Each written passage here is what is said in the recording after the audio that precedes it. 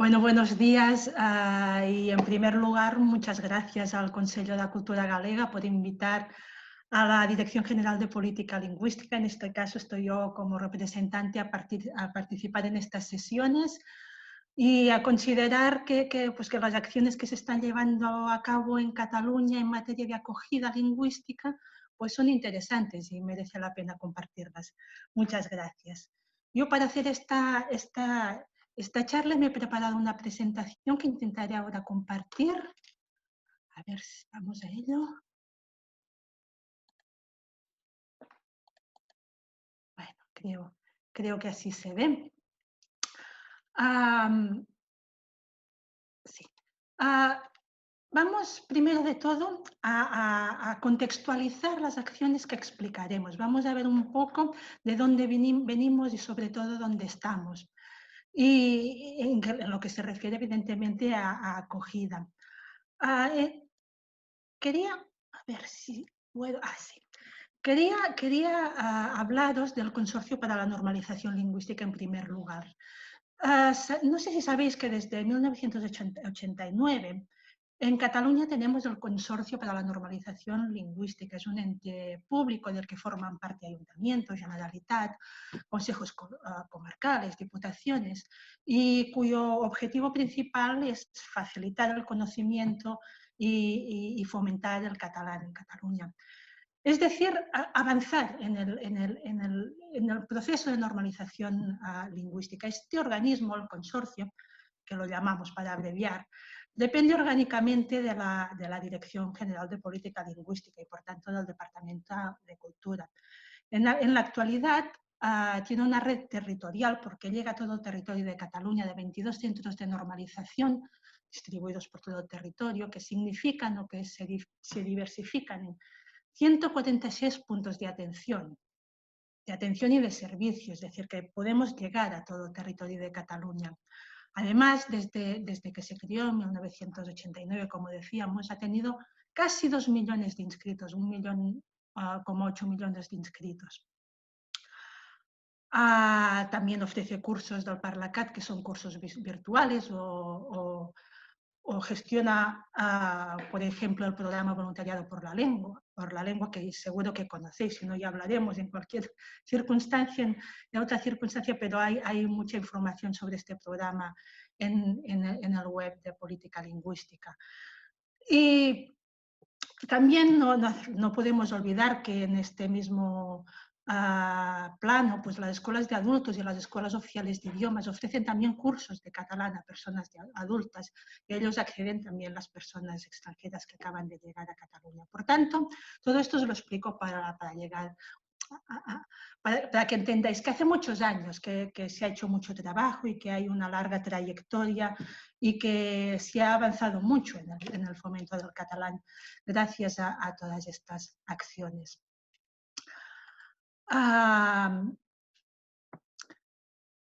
Pero por otro lado, y por eso aquí he puesto retos en la formación, por otro lado, todo este trabajo al lado, o digamos que al lado de todo este trabajo llevado a cabo, la realidad actual nos presenta una serie de retos.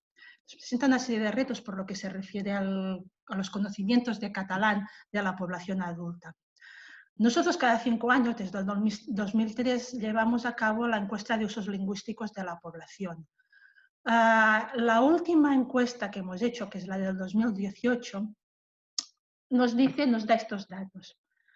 Nos dice que el 5,6% de la población adulta no entiende el catalán y que este porcentaje llega al 18,7% cuando es el caso de población extranjera, que el 18,8% no lo sabe hablar y que subimos al 49% en el caso de la población extranjera. Por lo que se refiere a la escritura, que el 34,7% no lo sabe escribir, el 62,5% en el caso de la población extranjera. Y sobre todo, un punto muy interesante, que el 35,7% de la población adulta de Cataluña tiene interés en aprender el catalán o en mejorar el conocimiento de esta lengua. Y que este porcentaje sube hasta el 61,7% en el caso de esta población, de la población que es nacida, que ha nacido en el extranjero. Me gustaría también en estos primeros minutos de contextualización fijarnos en la realidad demográfica catalana.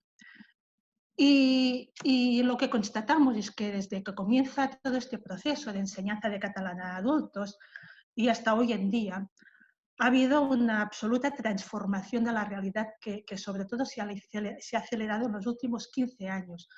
Unos cambios demográficos que evidentemente afectan a muchos territorios y a muchos países que tienen que ver con estos movimientos migratorios, con estos desplazamientos humanos de diversa duración que han crecido de manera muy importante en esta última etapa, como decíamos. En esta tabla vemos como la población de Cataluña a 2019 es de 7.675.000, poco más habitantes. Vemos como la composición demográfica por lugar de nacimiento de la población catalana ha cambiado significativamente durante los últimos años. Y cogemos como referencia el año 2003, que es el año de la primera edición de esta encuesta de usos lingüísticos que comentaba hace un momento, y el año 2018. Si los cogemos los dos como referencia, el 2018 es de los de la última encuesta, esta encuesta que se repite cada 5 años, vemos que ha habido un crecimiento de la población nativa. Que ha habido un ligero decrecimiento también de las personas que han nacido en el resto del Estado. Pero sobre todo, lo que vemos, lo que destacamos es este crecimiento nada menos de que de 756, creo que son 756.000 personas o 57.000 personas que proceden del resto del mundo. En 2003, en este año, en el de la primera encuesta de usos lingüísticos, la población nacida en el extranjero representaba alrededor de un 9% del total de la población, 9 y un poco más. En 2018 es el doble, es un 18 y también un poco más, un 18 y pico, un 18,2 creo que es por ciento de la población. Hemos doblado en estos años la población que proviene del extranjero. El gran crecimiento, ya lo vemos aquí, se produjo sobre todo entre 2003 y 2008, en que doblamos, en que la población extranjera se dobló. Después el crecimiento ha sido más sostenido. Pero si aún vamos más atrás en el tiempo, por eso esta tabla va también un poco más atrás, y nos remontamos, por ejemplo, a 1981, vemos que la variación en la composición de la población de Cataluña ha sido, bueno, iba a decir notable, pero es que ha sido espectacular. Por lo que se refiere a la población extranjera, es que ha sido espectacular, mientras que la población en Cataluña más o menos ha seguido un crecimiento estable, y la del resto del Estado un decrecimiento, pero también estable. La población que nacida en el extranjero ha crecido espectacularmente. De los 89.000, los 90.000 números redondos del 1981, hemos llegado a este 1,5 millones en 2019. En porcentajes hemos pasado del 1,5% del total de la población de Cataluña, que es extranjera, a un 19%, que se dice rápido. Pero aún podríamos incluso hacer una observación más detallada. Ya no os pongo más números, pero si podéis acceder a los datos que facilita, creo que se llama Estadística de Variaciones Residenciales, la que proporciona el INE, vemos además con datos, con cifras, que esta población se renueva constantemente, que más de la mitad de las personas que llegan en un año se van al año siguiente o en un periodo muy corto de tiempo.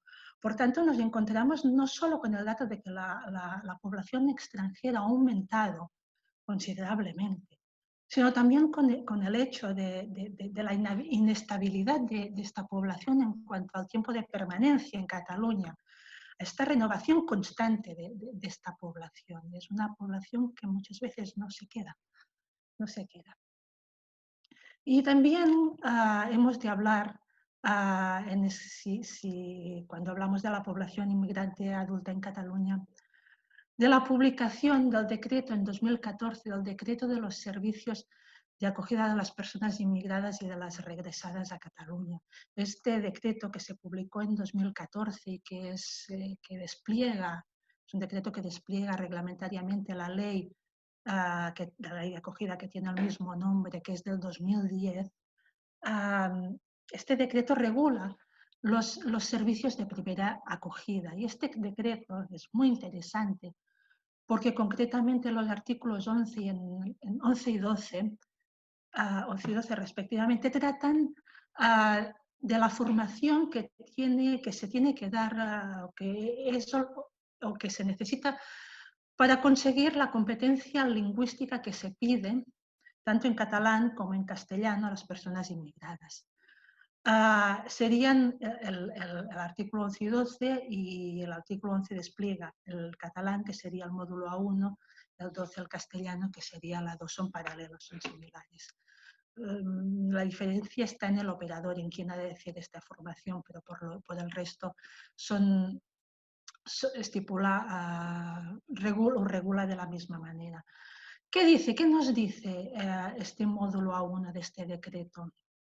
Nos dice que como mínimo a la persona que la persona que llega a Cataluña, o a la persona que llega a Cataluña mejor, se le tendrá que ofrecer un mínimo de 90 horas de formación. Estas 90 horas la tienen que situar a esta persona entre los niveles A1 o A2 del marco europeo común de referencia del Consejo de Europa.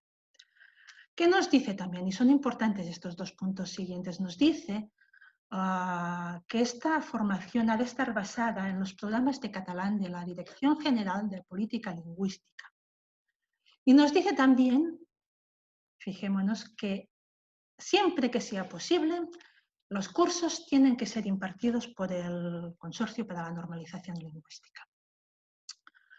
También dice que este decreto que el consorcio podrá establecer convenios con entidades o con organismos para que puedan también impartir esta formación, y evidentemente el decreto también recoge que los cursos que imparten, por ejemplo, escuelas de adultos del Departamento de Educación o otras escuelas que expidan certificados o diplomas oficiales que sean equivalentes a la A2 o superior, o que acrediten estas 90 horas de formación, estamos hablando de certificados oficiales, también servirán para acreditar esta competencia lingüística. Incluso, aquí no lo he puesto, pero incluso el decreto recoge que cuando sea posible se podrá reconocer en el mismo servicio de acogida, se podrá reconocer el nivel mediante la superación de una prueba específica que las mismas personas de este servicio podrán pasar a la persona que llega, cuando ya se ve que quizás este nivel de lengua ya lo trae, ya lo tiene. Fijémonos en lo que dice, que los cursos impartidos, siempre que sea posible, los tiene que llevar a cabo el Consorcio para la Normalización Lingüística. En el decreto, pues, queda muy claro que este consorcio se convierte por ley en el principal operador en cuanto a la formación y en cuanto a la acreditación en lengua catalana de estas personas que llegan a Cataluña. Y se hace con el decreto aún más patente y manifiesto el papel principal que este organismo tiene y que ha tenido desde su creación en la potenciación de la lengua como instrumento de acogida y de cohesión social. Y es en este sentido que el consorcio tiene un programa específico dirigido a estas personas extranjeras para facilitarles el acceso al conocimiento del catalán. Es un programa que se establece, que se trabaja tejiendo redes también con los organismos territoriales que forman parte de este proceso de acogida, ya sean instituciones privadas, organismos públicos, administración, entidades, a lo mismo.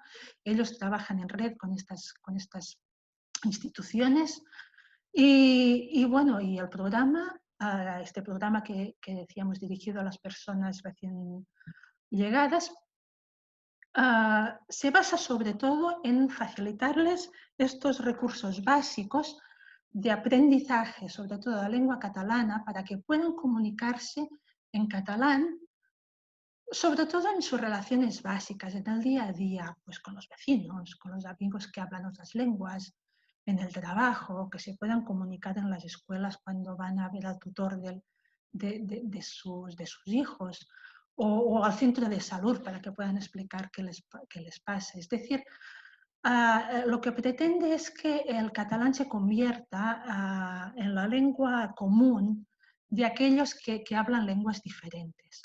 Por eso se ha hecho un gran esfuerzo, y aquí viene esta diapositiva, se ha hecho un gran esfuerzo y se ha puesto el foco en ampliar la oferta de los cursos que nosotros llamamos, bueno, que son los cursos de acogida, que son los cursos de los niveles iniciales y básicos. Un esfuerzo con esta voluntad que decíamos, para que el catalán sea esta lengua de relación y comprensión entre personas que tienen procedencias y lenguas diversas. Porque está claro que si no hay primero conocimiento, no podrá haber uso. Y aquí en esta diapositiva vemos, por ejemplo, el esfuerzo que se está haciendo. Vemos los datos relacionados con los cursos de acogida que se han llevado a cabo en el 2019. Fijémonos que son 2.783 los cursos que se han hecho en Cataluña, 61.658 las inscripciones que se han llevado a cabo en estos cursos, que además nos tenemos aquí, dice que estas inscripciones representan el 63% del total de las inscripciones al consorcio. Es decir, estos dos niveles son el 63% de todas las inscripciones, hasta el C2, de todas las inscripciones a los cursos que se llevan a cabo en el consorcio. El 63% en el 2003, en el año que hablábamos antes, en el de la primera, o sea, hace 15 años, el de la primera encuesta de usos lingüísticos no llegaban al 40%.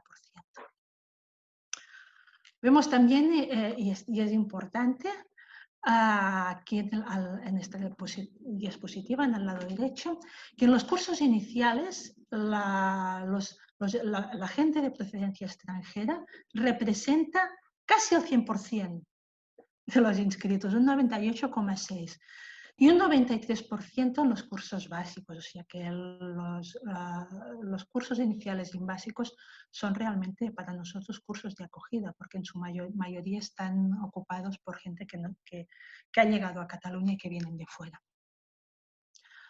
Pero para llevar a cabo este programa, el consorcio tiene también acuerdos con otros departamentos, tiene también acuerdos con el Servicio Público de Ocupación de Cataluña o, por ejemplo, con la Secretaría de Igualdad, Migraciones y Ciudadanía. Justamente durante el 19, en este año pasado, y en el marco del convenio de colaboración que tienen firmado el consorcio y la Secretaría de Igualdad, Migraciones y Ciudadanía, se han organizado, en el marco, decimos, de este convenio, un total de 173 cursos que representan 3.576 inscripciones y que complementan esta oferta básica que veíamos ahora hace un momento de esta oferta de los cursos del consorcio. Estos cursos se han hecho, estos 173 cursos, estas inscripciones se han hecho con la aportación económica de la Secretaría de esta Secretaría, Secretaría de Igualdad, Migraciones y Ciudadanía. Al lado tenéis estos gráficos, al lado del gráfico tenéis también una imagen muy clara de lo que representa, de lo que este porcentaje de cursos hechos con la aportación de esta Secretaría representan en comparación con los cursos que se están llevando a cabo desde el consorcio. Representan un poco más de un 6,1% del porcentaje de cursos y no llega al 6% del porcentaje de inscripciones. Con esto quiero decir que realmente el consorcio, la Dirección General de Política Lingüística de la que depende y el Departamento de Cultura de la que depende también la Dirección General de Política Lingüística están haciendo un gran esfuerzo para cumplir lo que decía el decreto, lo que está estipulado el decreto, y para dar respuesta a toda la demanda de los cursos de acogida. Y lo hace pues aumentando cada año el presupuesto, aumentando cada año la oferta y aplicando también otras acciones que veremos también más adelante. Sí. Solamente para que veáis de dónde proceden los alumnos que vienen a nuestros cursos, a la procedencia de estos alumnos, he puesto esta fotografía para que veamos que la gran mayoría, mucho más de la mitad, un 56,2%, vienen de América Central. Esto me gusta decirlo porque también desmonta un poco el mito que aunque teníamos aquí esta presunción que es ampliamente extendida de que la mayoría de gente que proviene de estos territorios, como ya saben el castellano, no tienen ya se pueden comunicar cuando llegan a Cataluña, no tienen ningún interés en aprender la lengua catalana. Justamente este 56,2% es el que desmonta esta teoría. A mucha distancia están las personas que provienen del norte de África, este 17,6%, y el 10% de las personas que vienen de Asia. El resto, las personas que provienen del resto de zonas representan ya un porcentaje mucho menor al 10%.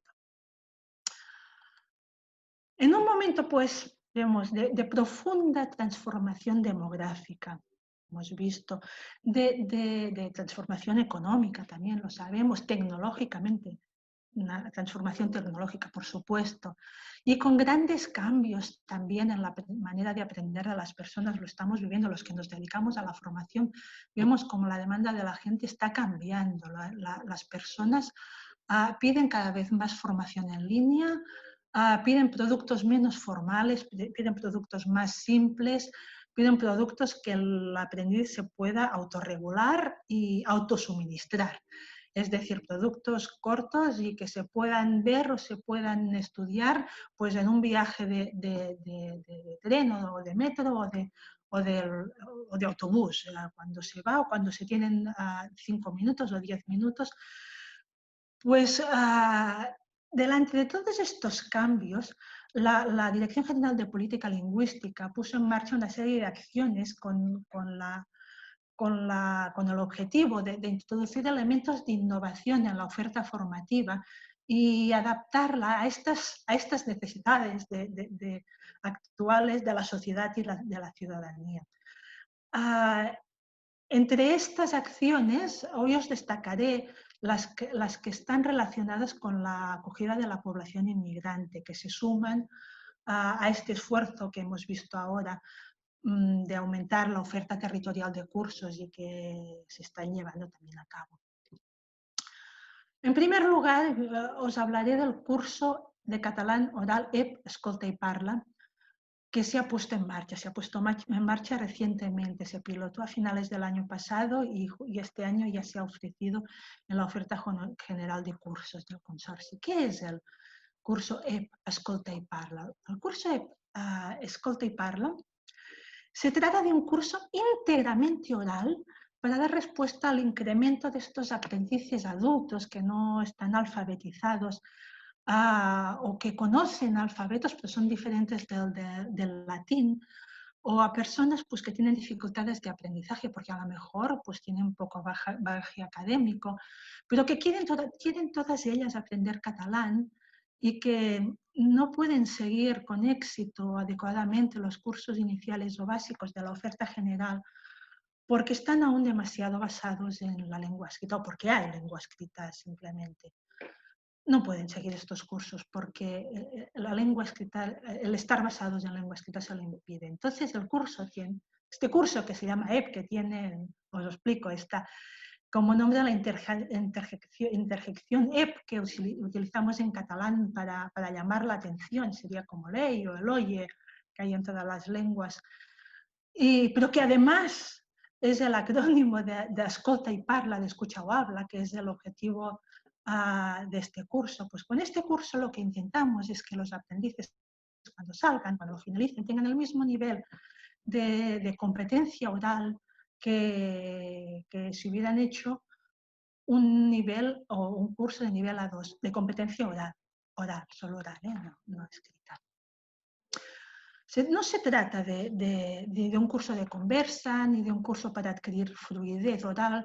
No, se trata de un curso para aprender el catalán para las personas eso, que no pueden utilizar la lengua escrita, pero que quieren hablar catalán, puedan hacerlo y puedan utilizarlo en este día a día de que hablábamos ya hace un momento. Es por eso que es un curso con basado en el aprendizaje significativo, para que puedan, fijémonos en los dibujos de la diapositiva, pues eso, ir al médico, ir a comprar, ir a hacer las gestiones a la administración, da igual, en el trabajo, para que puedan resolver en catalán estas necesidades más básicas. Eso evidentemente basado en imágenes, en audios, en vídeos, muy dinámico, muy activo, en que los alumnos están casi todo el tiempo de pie y en que aunque ellos solo tienen el mecanismo, pueden tener el mecanismo de la repetición para memorizar y vocabulario y para fijar estructuras, pues se juega, se hace mímica, se hace teatro, se canta, se dibuja y cada pocos minutos se cambia de actividad para que no, justamente para que no se aburran todo el rato repitiendo, que también se repite, pero para que no se aburran todo el rato repitiendo, pues se trabajan las mismas secuencias, pero cambiando mucho de actividad. Si queréis tener información sobre el curso en esta dirección que os pongo aquí, llengua.gencat.cat/ep, y tendréis información pues, sobre metodología, información sobre el curso y también podéis encontrar una muestra bastante amplia de los materiales que utilizamos en este curso.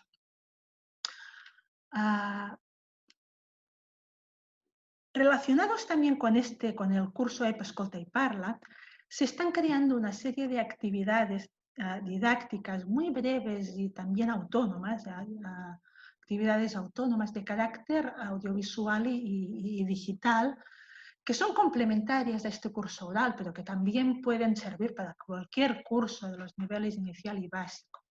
Son actividades de lo que decíamos antes, de microaprendizaje, de este aprendizaje poco formal, corto, que pondremos en abierto para que el alumnado las pueda consultar fuera del aula y pueda afianzar, pueda reforzar estos conocimientos adquiridos. Pensemos que en los cursos generales los alumnos a veces se van con materiales, con apuntes que después repasan en casa, leen en casa. Estos no se van con apuntes, no se van con materiales para repasar. Por tanto, estas microactividades les van a servir del mismo modo que al resto de los alumnos que están haciendo estos cursos generales, diríamos, estos cursos de la oferta más general, de la misma manera que a ellos, que estos materiales que se llevan cuando salen del aula. Por tanto, estamos trabajando en ello, estos materiales pronto van a estar ya hechos y además se van a poner en abierto también en esta página que decíamos antes, en la página del curso EP, o sea que os invito a ir de tanto en tanto a visitarla para ver qué novedades hay. Nosotros intentaremos siempre poner cuantas más cosas en abierto posible.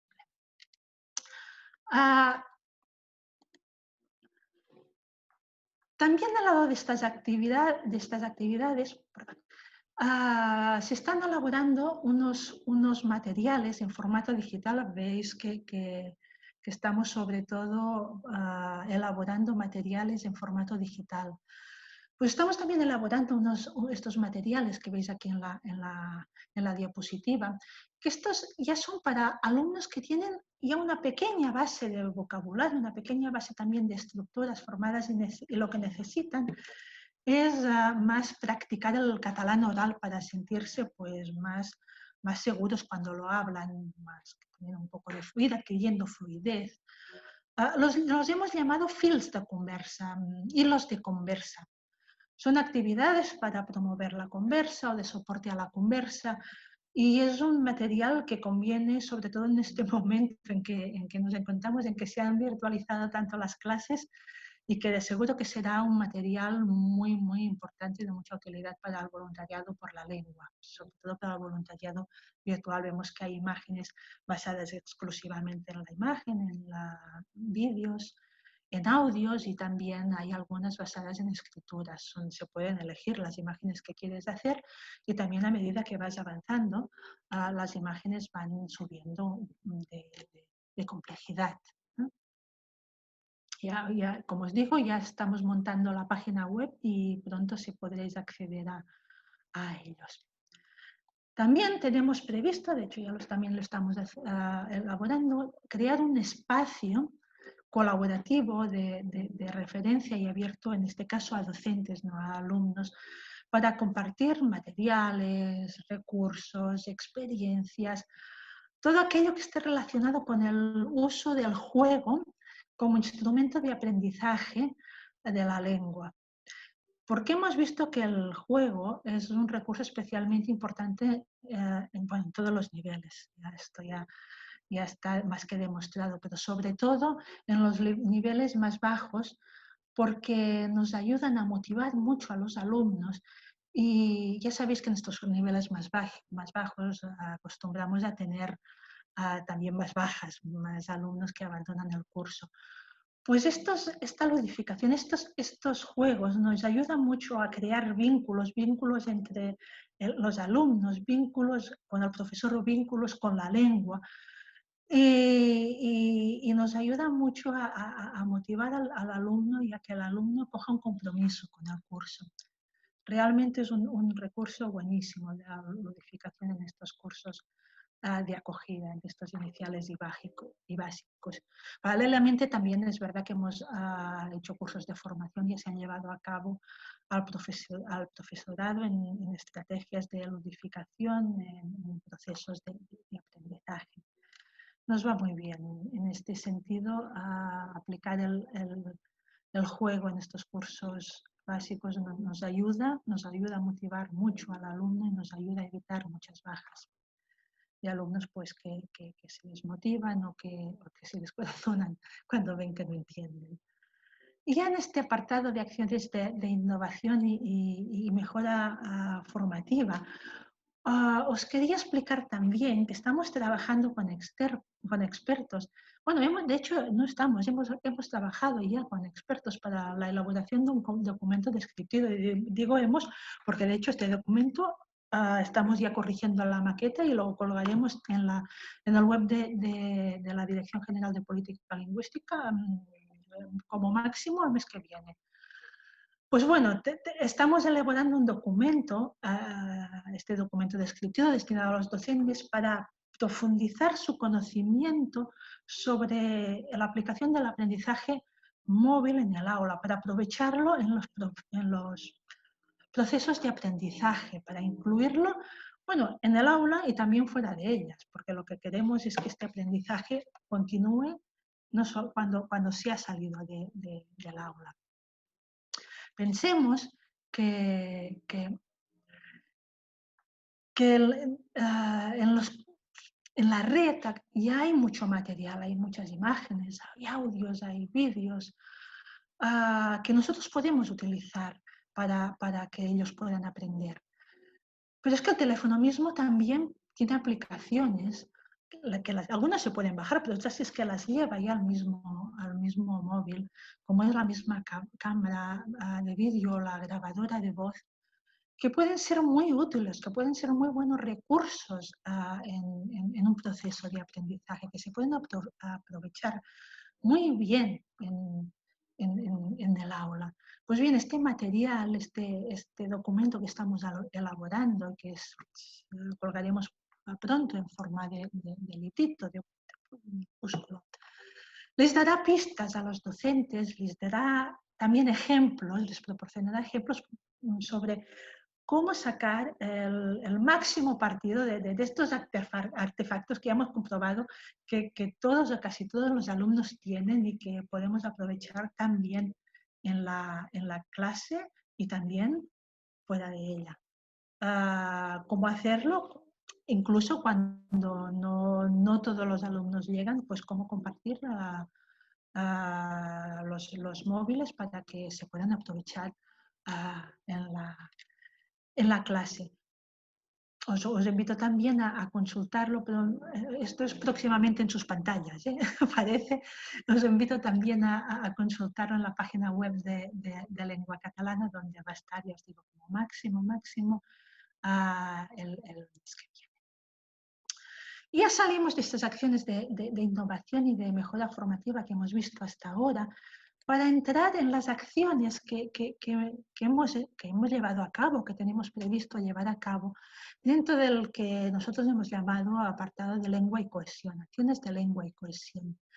La primera acción de la que os hablaré son los que denominamos plan de formación por zonas.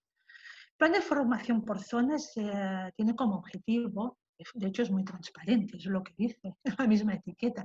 Su objetivo es impulsar estrategias para actuar con más efectividad en las zonas que tienen más necesidad. De acuerdo pues, con el plan de gobierno, de acuerdo con el resultado también de la encuesta de usos lingüísticos de la que hablábamos hace un momento, se trata de identificar y de reforzar estas zonas y dar respuesta a las necesidades de formación que hay o a las necesidades en lengua que ahí se pueden producir. También en el plan de formación, también se ha repensado todo lo que es la planificación territorial de los cursos. Por un lado, se ha hecho mucho más global, no tanto por centros de normalización lingüística, sino pensada de una manera mucho más global. Y también se ha dado respuesta a las localidades que tienen una población más dispersa, y se ha intentado facilitar el acceso del catalán a toda esta población. Dentro de estas acciones de lengua y cohesión, otro paquete de acciones previstas y que estamos llevando a cabo están agrupadas en este punto de introducción de mejoras organizativas. Se trata de acciones que tienen como objetivo facilitar el acceso, la fidelización y la continuidad en los cursos. En estos momentos, por lo que respecta a estas mejoras organizativas, ya se han aplicado las siguientes. Por ejemplo, la gratuidad de los cursos iniciales. Los cursos iniciales ya hace años que no se pagan, que la matrícula es gratuita. Por lo que se refiere a los cursos básicos, hasta este trimestre justo que ha empezado ahora, los alumnos habían hecho siempre los 2 primeros grados del nivel básico. El nivel básico lo tenemos dividido nosotros en 3 grados. Pues se podían hacer los 2 primeros grados, y si hacías los 2 primeros grados seguidos, al tercero podías acceder gratuitamente. Es un 3x2, vaya, un 3x2. Y en los 2 primeros grados cabe destacar también que ya estaban muy subvencionados. A partir de este trimestre aún hemos mejorado la oferta. A partir de este trimestre el curso básico es también gratuito como el inicial en su totalidad. Y en este sentido sí que cabe agradecer la aportación extraordinaria de 2 millones de euros, que se dice rápido, al consorcio que ha hecho el Departamento de Cultura para extender la gratuidad a los niveles básicos, aunque también parte de este dinero ha ido para rebajar el precio de otras matrículas, sobre todo cuanto más bajo es el nivel, porque lo que queremos es fomentar una continuidad en los cursos. También dentro de este paquete de mejoras organizativas que os decía, hemos reducido la ratio mínima y máxima de alumnos por curso en estos niveles más bajos, para facilitar también el aprendizaje. Los cursos ahora en este momento ya pueden empezar con 10 alumnos inscritos.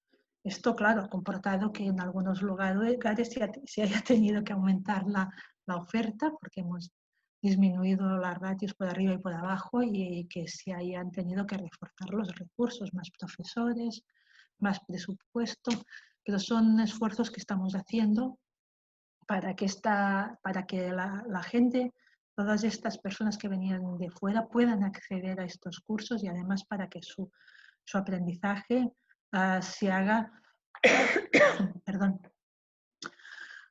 se haga de la mejor manera posible y que estas personas que abandonaban, que encontrábamos que abandonaban, pues no lo hagan y aseguremos esta continuidad y este aprendizaje con éxito. Ya para acabar y dentro de estas acciones de lengua y cohesión, tenemos un proyecto que este sí que está en el tintero, este no lo hemos llevado aún a cabo ni lo hemos pensado bien, pero sí que lo tenemos proyectado, que es el que llamamos orientaciones para la acogida en catalán. Este proyecto consta principalmente de dos acciones. Por un lado, lo que queremos es hacer queremos hacer acciones, de hecho son subacciones de la acción para mejorar la coordinación de los profesionales pues que desde entidades, desde organizaciones, desde administración, hacen también acogida para que se haga en catalán, para que informen de todos los recursos que tienen a su disposición, para que se informe a las personas que les llegan de los cursos a los que pueden acceder, etcétera. Y por otro lado, estamos también creando un material que será un material digital, un material en soporte electrónico, que pueda servir de argumentario para hacer, del catalán la lengua normal en estos procesos de acogida. Es un material que también estará dirigido a estas organizaciones de las que hablábamos, estas organizaciones de profesionales que también hacen acogida y que la lengua en que hacen esta acogida tiene una importancia fundamental. A estas organizaciones que están trabajando de manera tan importante con esta gente, pues lo que queremos con este argumentario es que vean cómo de importante es la lengua en estos procesos que ellos están llevando a cabo.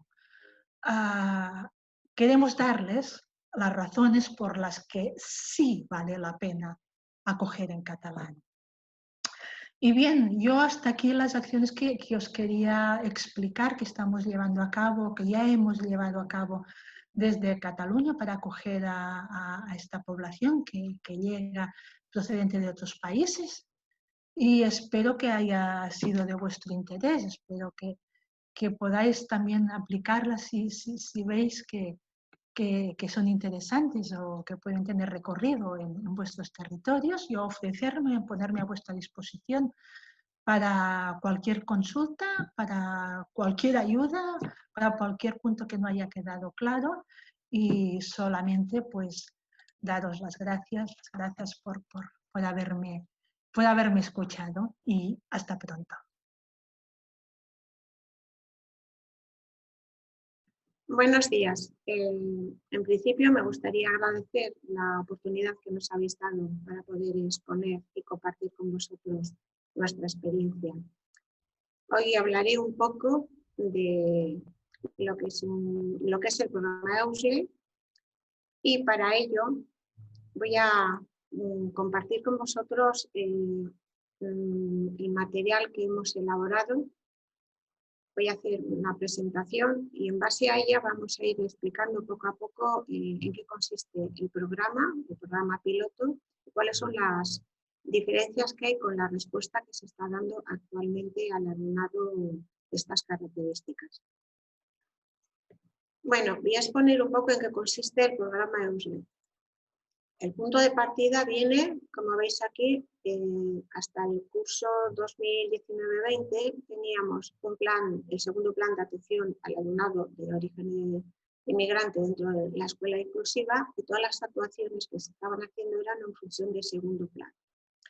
En el año 2018 se decidió hacer un proceso de evaluación bastante profundo con el fin de detectar cuáles son las necesidades que se estaban dando y nos estaban respondiendo. De ahí surgió este documento segundo, que se denomina la escolarización del alumnado de origen extranjero en el sistema escolar de la Comunidad Autónoma del País Vasco. Ahí se hizo un diagnóstico bastante exhaustivo y salieron una serie de propuestas de intervención que se han recogido dentro del segundo plan marco para la escuela inclusiva que está vigente del curso 2019 hasta el 22. Comentar que en ese informe uno de los retos que se planteaba a mejorar era el tema de la acogida y la respuesta educativa al alumnado.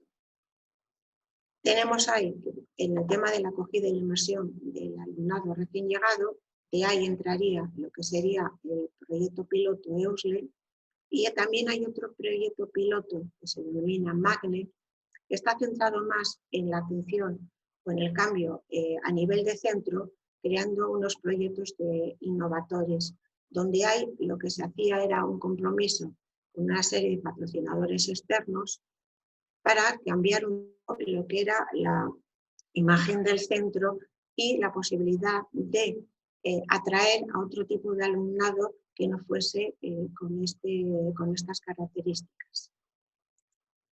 Me centraré un poco en el tema del proyecto EUSLE. Tenemos que en el plan vigente que tenemos ahora mismo de la escuela inclusiva del curso 2019 hasta el 22, como el objetivo principal, el primero, uno de ellos, dedicaba que teníamos que asegurar la permanencia y sobre todo el progreso educativo de todo el alumnado, incluyendo al alumnado de reciente incorporación al sistema educativo. Y todo ello dentro de un entorno de convivencia para conseguir un desarrollo personal y social. ¿Por qué tenemos o por qué se ha creado el programa EUSLE? ¿Qué características tiene distintas al tipo de respuesta que estamos dando ahora mismo en los demás centros escolares? Nuestra situación, hay que comentar que es cierto que desde el 2004 el sistema educativo tiene la figura del profesorado de refuerzo lingüístico, el PRL.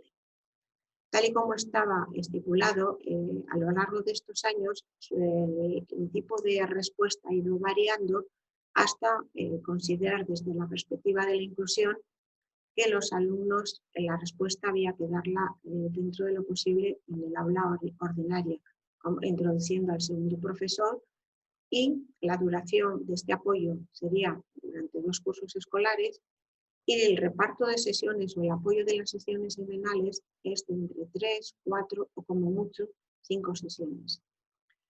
La figura del apoyo a la hora de repartir en los centros escolares, al principio había unos centros que recogían una mayor cantidad de alumnado, pero en los 2 últimos años nos encontramos con que la incorporación al sistema educativo ha sido bastante grande.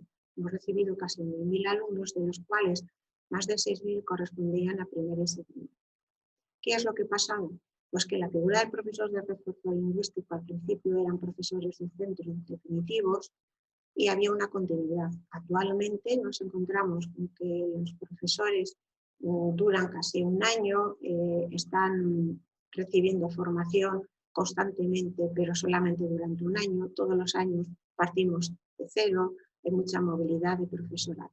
Y que la respuesta, la mayoría de las veces, estaba centrada en el aprendizaje de la lengua y, sobre todo, del currículum. Había un aspecto que tampoco lo estábamos trabajando tanto, que era el tema de la integración social, es decir, la adecuación al sistema escolar y la integración con los demás. Sabemos, por otra parte, que el apoyo solamente era 2 años y en las orientaciones se comentaba que después, cada 3 años más, el centro tenía que buscarse o buscar los recursos o adaptar los recursos del centro para que durante 3 años más pudiesen tener un apoyo. ¿Qué es lo que pasa?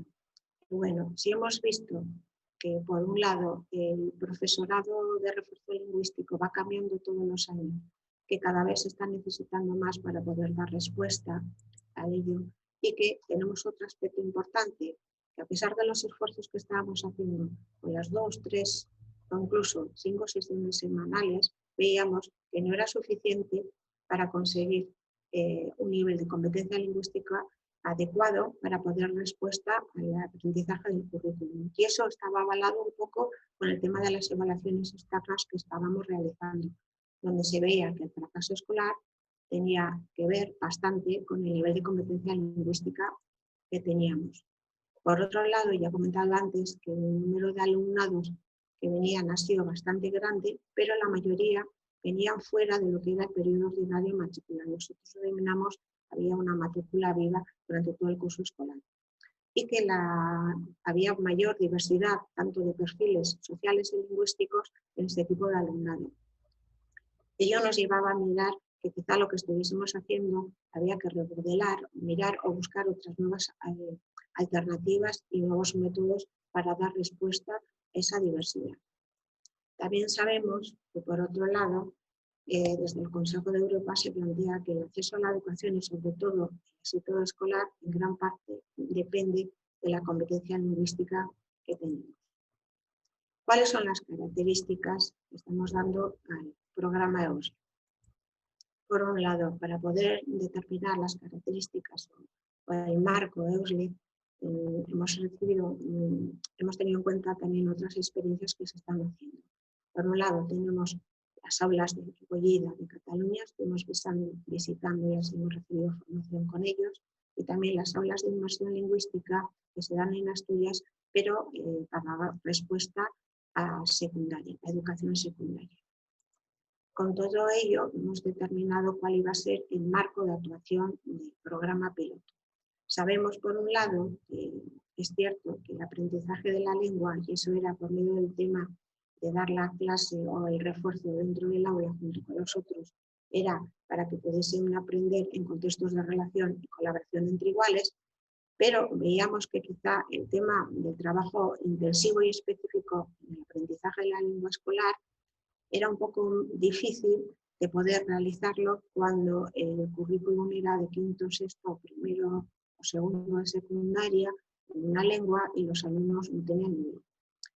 Entonces, en base a eso, lo que se plantea es un nuevo planteamiento metodológico.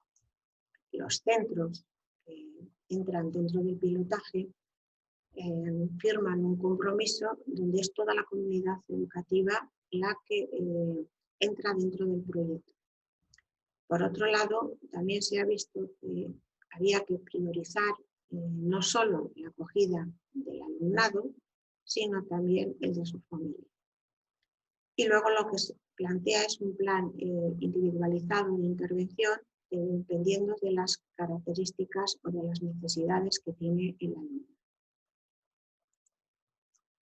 ¿Cuáles son los centros y dónde están ubicados? Actualmente el pilotaje empezó en el curso pasado, el curso 19-20, con 4 centros, 3 tenemos de primaria y un centro de secundaria. Están repartidos un centro en Vizcaya, otro en Álava y 2 en Guipúzcoa, puesto que aquí tenemos el centro de secundaria y también el centro de primaria. En el centro de Álava es un centro integral que abarca tanto infantil, primaria como secundaria. ¿Con qué recursos contamos? Tenemos en marcha 7 aulas, se llamamos aulas EOSLE, y para ello contamos con 8 profesorados de refuerzo lingüístico.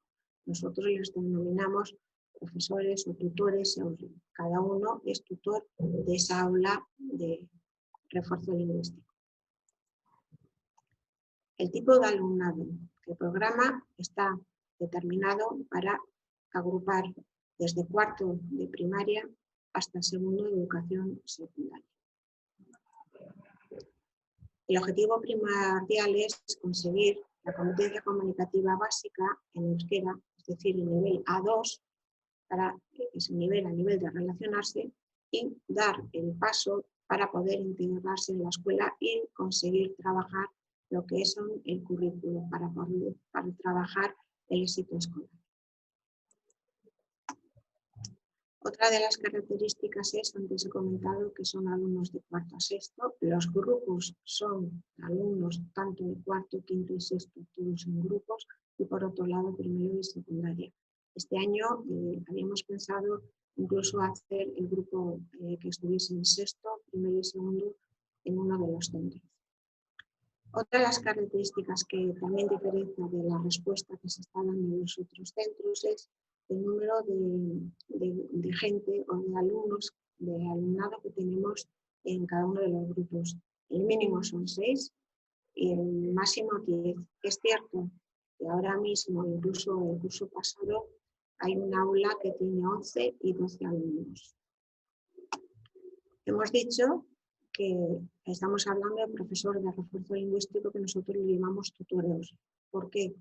Porque otra de las características es, así como antes comentábamos que como máximo estaban 5 horas semanales o 5 sesiones con refuerzo, como mínimo dentro del programa tenemos a 10 horas semanales. Se les pide que estén durante 2 horas seguidas, no sesiones, sino 2 horas seguidas para poder, cada día para poder dar respuesta.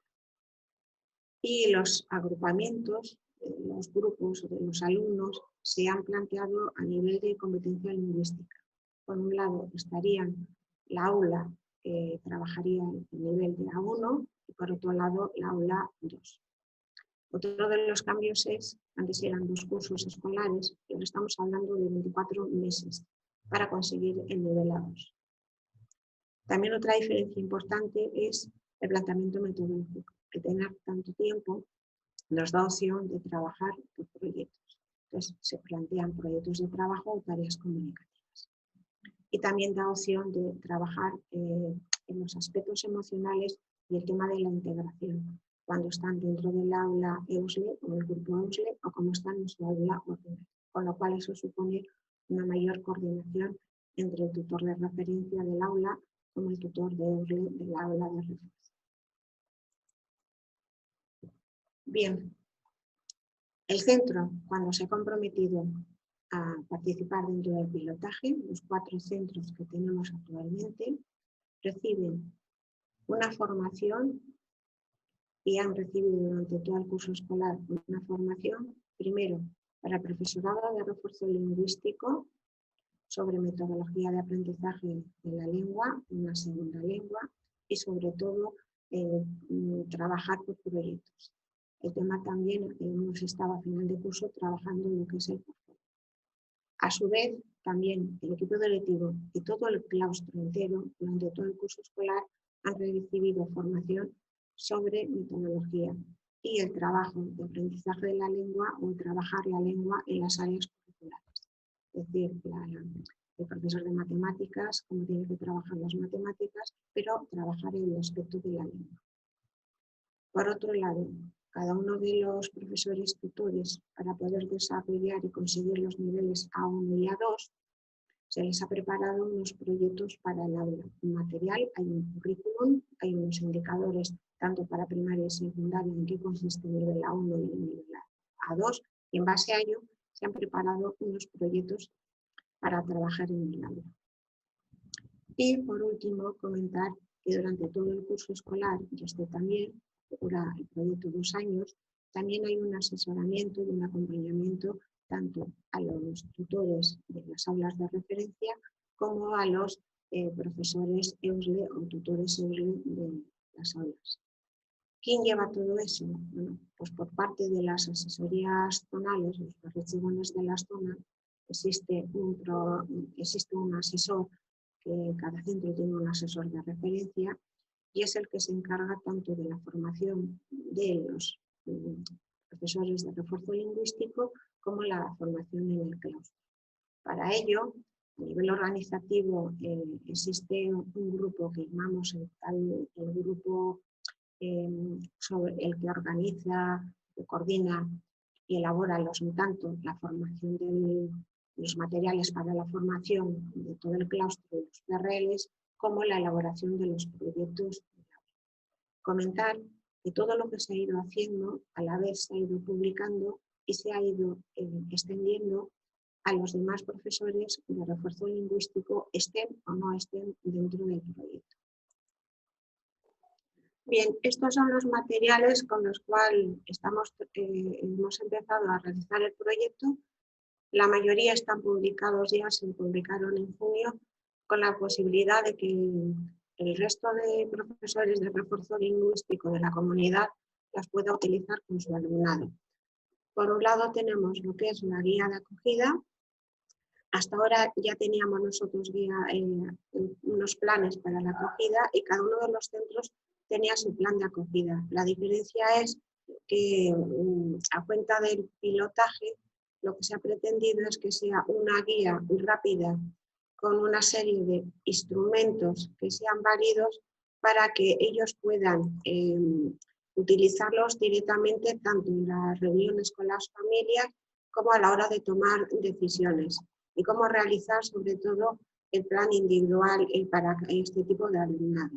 Entonces, todos son anexos, tablas para recogida de información y sobre todo de coordinación y valoración de las actividades que se están haciendo a lo largo del curso.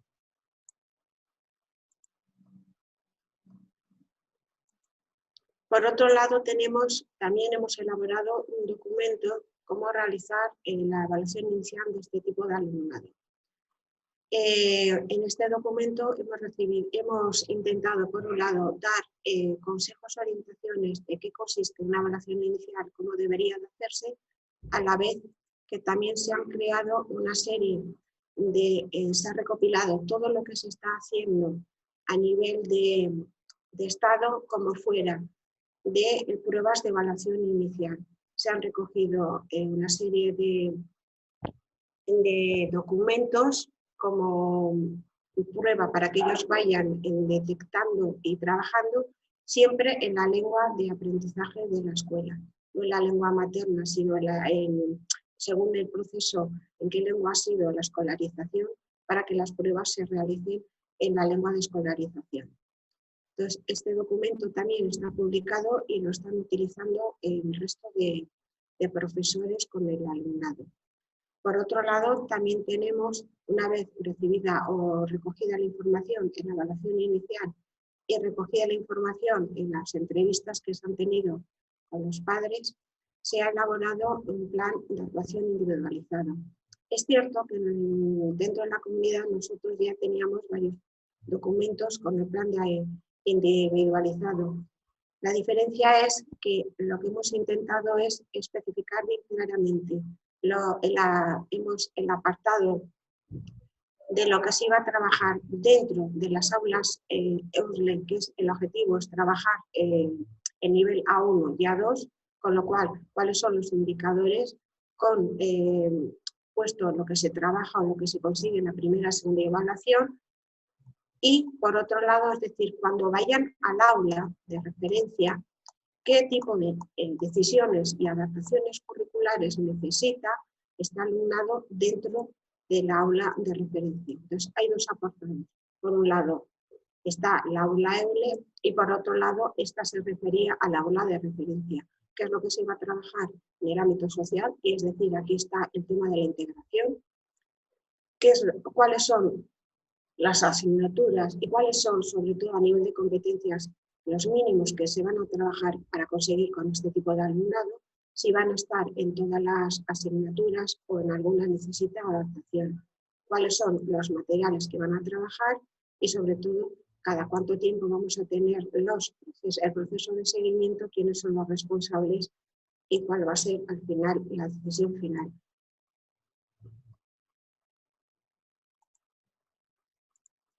Bien, y por último, aquí está lo que antes comentaba. Hemos hecho un currículum tanto de A1 y A2 para primaria y secundaria para trabajar los contenidos lingüísticos y hay una propuesta didáctica que más tarde lo vais a ver. Y luego, lo que estamos ahora mismo, estamos elaborando lo que sería la prueba para determinar si han conseguido el nivel A2. Al principio hemos estado utilizando un poco las pruebas de catalanas, pero hemos decidido, puesto que el planteamiento es por proyectos y están trabajando por proyectos, estamos elaborando directamente una prueba 2 en base a proyectos. Al principio pensábamos realizar en junio del curso pasado, del 19-20, el primer ensayo, la prueba con el alumnado, pero debido a la situación sanitaria no lo hemos podido hacer.